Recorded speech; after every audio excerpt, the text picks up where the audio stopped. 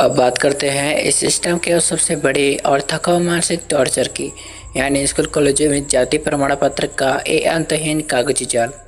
कहने को तो यह कमजोर वर्ग की मदद के लिए है, लेकिन ज़मीनी हकीकत में यह छात्र और उसके माँ बाप को निचोड़ने का एक सरकारी हथियार बन चुका है। जहाँ एडमिशन के टाइम पर अगर आपका कास्ट सर्टिफिकेट एक दिन में पुराना हुआ या उस पर सेंट्रल और स्टेट फॉर्मेट का कोई छोटा सा पंगा हुआ,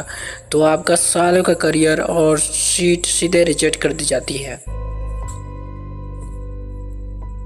इस सर्टिफिकेट को बनवाने के लिए एक गरीब छात्र को पढ़ाई छोड़कर तहसील और सरकारी दफ्तरों के हफ्तों चक्कर काटने पड़ते हैं, जहां बिना दलालों को पैसे दिए या बाबुओं को रिश्वत खिलाए आपका असली डॉक्यूमेंट भी टाइम पर साइन नहीं होता। और क्लर्क की एक छोटी सी स्पेलिंग मिस्टेक या सरनेम का अंतर छात्र का पूरा साल बर्बाद कर देता है। सबसे बड़ा दोगलापन तो हमारे नामी कॉलेजों और यूनिवर्सिटी में दिखता है, जहाँ एडमिशन की कट ऑफ में जमीन आसमान का अंतर देखकर जनरल कैटेगरी का छात्र दिन रात 98% लाकर भी डिप्रेशन की खाई में कूद जाता है और उसका टैलेंट सिर्फ कैटेगरी ना होने की वजह से फुटपाथ पर आ जाता है।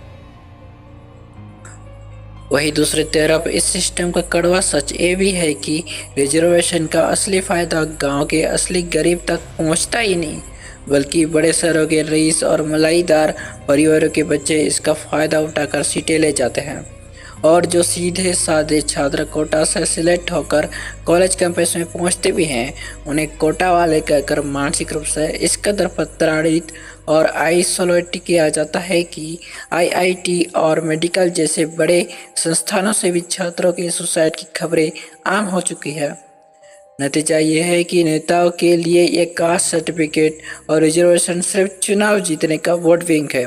बाबुओं के लिए घूसखोरों की कमाई का जरिया है और अंत में डॉक्यूमेंट्स की इस गंदी राजनीति और जातिवाद की वेदी पर हर साल लाखों होनहार स्टूडेंट्स का टैलेंट, उनका आत्मसम्मान और उनका भविष्य पूरी तरह खत्म।